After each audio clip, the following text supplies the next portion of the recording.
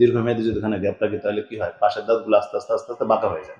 এবং ওই বরাবর যদি আমি নিচে একটা দাঁত তুলি, যদি উপরের যে দাঁত আছে ওই বরাবর যে দাঁতটা আছে ওটা কিন্তু আস্তে আস্তে নিচের দিকে নেমে যায়। আরেকটি প্রশ্ন, যে ডেন্টাল ইমপ্ল্যান্টটি কোন পরিস্থিতিতে করতে হয়, মানে কখন করতে হয়, এবং ডেন্টাল ইমপ্ল্যান্টটি আমজনতা বা সাধারণ রোগী কেন করবে, প্রয়োজনীয়তা কি? যখন আমরা একটা দাঁত হারিয়ে ফেলি তখন কিন্তু ওই দাঁত আর মুখের মধ্যে থাকলো না, এবং একটা কথা আছে, দাঁত থাকতে দাঁতের মর্যাদা বোঝেন। জি।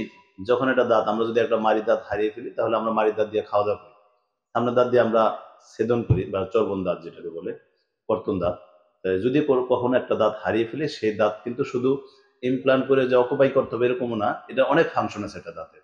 যদি আমরা একটা দাঁত ফেলে দিই, দীর্ঘমেয়াদী যদি এখানে গ্যাপ রাখি তাহলে কি হয়, পাশের দাঁতগুলো আস্তে আস্তে আস্তে আস্তে বাঁকা হয়ে যায়। এবং ওই বরাবর যদি আমি নিচে একটা দাঁত তুলি, যদি উপরের যে দাঁত আছে ওই বরাবর যে দাঁতটা আছে ওটা কিন্তু আস্তে আস্তে নিচের দিকে নেমে যায় এবং একটা ইমব্যালেন্স তৈরি হয়ে যায় 4-5 বছরের মধ্যে। সো যদি ডেন্টাল ইমপ্লান্ট করে আমরা ওই জায়গাটা অকুপাই রাখতে পারি, এক নম্বর হলো জায়গাটা স্পেস এখানে থাকলো, সাথে সাথে এখানে আমরা এই দাঁত দিয়ে আমরা খাওয়া দাওয়া করতে পারি। ঠিক, তাহলে বোঝা যাচ্ছে যে যদি অনেকের দাঁত যখন মিসিং হয়, আমরা ওই দাঁত প্রতিস্থাপিত করতে গেলে রুট ক্যানাল, ব্রিজ এইসব করতে হতো, তাহলে এখন কি ইমপ্ল্যান্ট করতে গেলে এরকম রুট ক্যানাল ব্রিজের কি প্রয়োজন নেই? এখানে রুট ক্যানাল ব্রিজের কোনো প্রয়োজন, কারণ এখানে যে গ্যাপটা আছে, যে এখানে আমরা দাঁতটা তুলে ফেলবো, সেই তোলা ফেলা জায়গায় কিন্তু আমরা একটা আর্টিফিশিয়াল শিকড় বসাচ্ছি, অন্য কোনো দাঁতকে আশেপাশে দাঁতের সাথে কোনো সম্পর্ক নেই, জাস্ট ওই জায়গায় আমরা একটা আর্টিফিশিয়াল শিকড় বসাচ্ছি।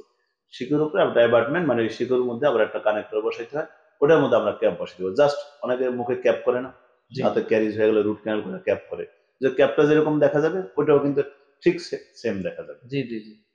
এটা সম্মানিত দর্শক, খুবই ভালো একটি বিষয়, আধুনিক প্রযুক্তি সম্পন্ন একটি চিকিৎসা পদ্ধতি, যে আপনার মিসিং এরিয়ায় শুধু অনলি ইমপ্ল্যান্টই বসানো যাবে, এতে আর অন্য কোনো দাঁতেরকে স্পর্শ করতে হবে না, বা রুট ক্যানাল বা ব্রিজ করে অন্য কোনো দাঁতের কোনো কাজও করতে হবে না। এটি খুবই গুরুত্বপূর্ণ একটি চিকিৎসা পদ্ধতি।